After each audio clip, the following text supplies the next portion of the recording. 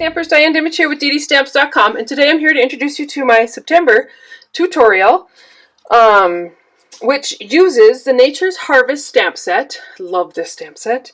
And then it also has coordinating dies, and I just kind of laid them out here so you could actually see them. You'll see by the dies, these two here cut out these two images, and the rest just cut out, you know, like full pieces, and I'm going to show you what I did with them. But they're kind of fun, and then a couple of labels. So let me move this out of the way.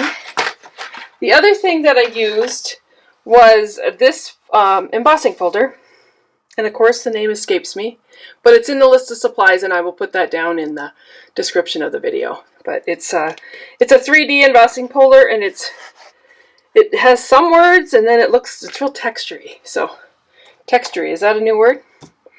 Okay. So, what comes in the kit for this month, and what happens is I send you a tutorial with any purchase that you make for the cards that I'm going to show you in just a little bit, because I have a few little tips I want to give you. And then if you purchase over $50 worth of product in any given month, and so this month is September 2021, I send you a packet of goodies to make those cards that are in that kit. And so you will get some of our cork paper, which it's cork. It's cut very thin. It's kind of fun. You can stamp on it. You can color on it. I just used it as a frame on a texture on a card, and you'll see that. You will get some of the designer series paper from the suite, and these are very neutral on this side. When you flip them over, you get real bright, vibrant colors for fall. You'll get some of the ribbon. The crocheted ribbon, diamond weave ribbon is what it's called, and I'm going to show you a technique on one of the ways to change the color of that ribbon. You'll get some of these brushed metallic back dots, and I'll send you enough of a variety to use in the cards, and I'm going to show you a technique with those too. And then the cardstock that goes with the tutorial, which is Misty Moonlight, Soft Succulent, Bumblebee, Crumb Cake, and then white. So those are the cardstocks that I've used, and you'll get enough to make all the cards.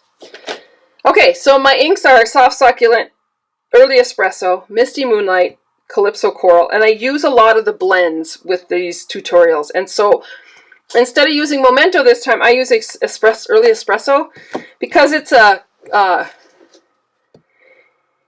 dye-based, water-based ink. It can be used with the blends, and then it won't muddy. So, and I just love the look. So you can use any of your colors of your designer, or your water-based dye ink to color with the blends, and they won't muddy each other. So that's kind of nice. And then I used blends. Here I had them all lined up so nice and neat. But we have Soft Succulent, Daffodil Delight, Calypso Coral, Cinnamon Cider, and Crumb Cake. Those are the colors that I used for the cards. Some cards I used a lot on, and some cards I just used a couple, but I want to show you the techniques. The other thing that I used was Wink Estella, and I'll show you that in one of my cards. So this is the first card, and you can see where I cut out the tag, and I made a little topper for it, and I added a little gem. And then I just stamped the flowers, and I cut them out and colored them. And these were stamped with the Early Espresso and colored, and then also the sentiment was stamped with Early Espresso. There's card one. This is the second card, and this one uses just the flowers cut out. So just like these dies, cut out on Whisper White, and then I actually just put Wink Estella on them. And then I took my blends. Looks like I used Misty Moonlight, so I better pull that one out. So I took my Misty Moonlight blends, and I opened up the brush end on this card, and I just took another marker, and then after I put the whole thing together, I just banged this down, and it's made splash marks on the card. And the other thing I did is I took my gems, and I actually colored them with the Misty Moonlight to make them a dark blue. So there's one technique. Actually two, because I showed you how to. So all you do is you take off the lid and you just do this, and it makes splatter marks all over your card. And like I said, I did it after it was all put together. And then I used that texture background in the background. Card number two. Card number three again, this is just straight stamping with soft succulent and calypso coral, and then I cut those two pieces out. And then you'll see this piece, which is this piece, I cut out with a designer series paper.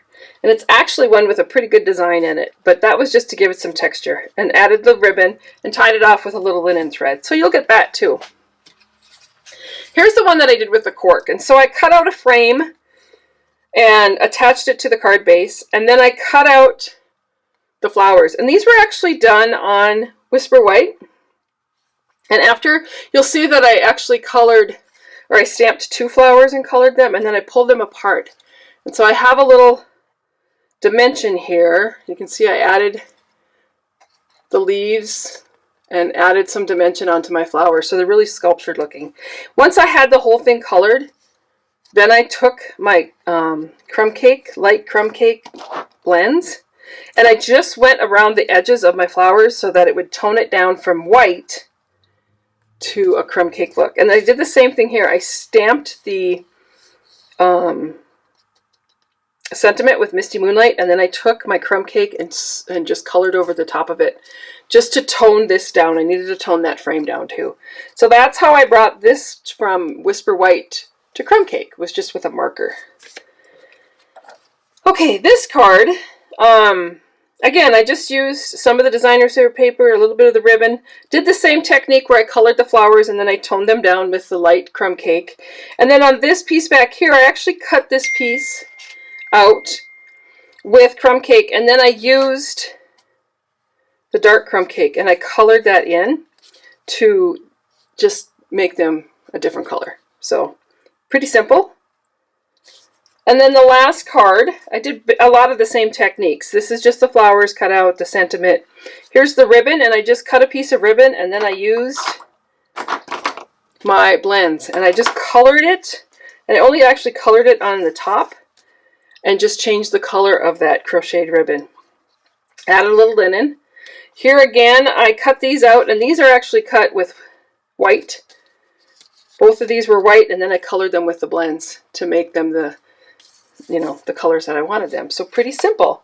But yeah, it's really easy to do. So all I did was to change a color on these. You can see I got one there. I just colored them. And you might want to find yeah, I think that the toned down gem works better. I don't think this is the dark one either. So let me grab the dark one, because then you'll really see the difference. Hopefully.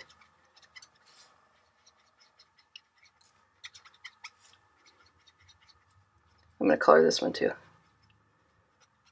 So anyway, once it dries, it doesn't take very long to dry. You can add another layer and change it a different color. But that's how I changed my gems into the colors that I needed for the cards. And so as you can see, these got some gems in there, and then this has the copper, and then this one has the dark blue. And this one has the copper. So that is my tutorial. As I said, you place an order with me during the month of September. You'll get the PDFs for free. Place your order and it's over $50. You'll get a packet of goodies at the beginning of October to make the cards in the September tutorial. So if you haven't already done so, you want to visit my website at www.DDStamps.com, where you can sign up to get on my mailing list, where I send out information about twice a week to just let you know what's going on with Stampin' Up! And also send you ideas and all kinds of tips and techniques. So thanks, and I hope you have a great day.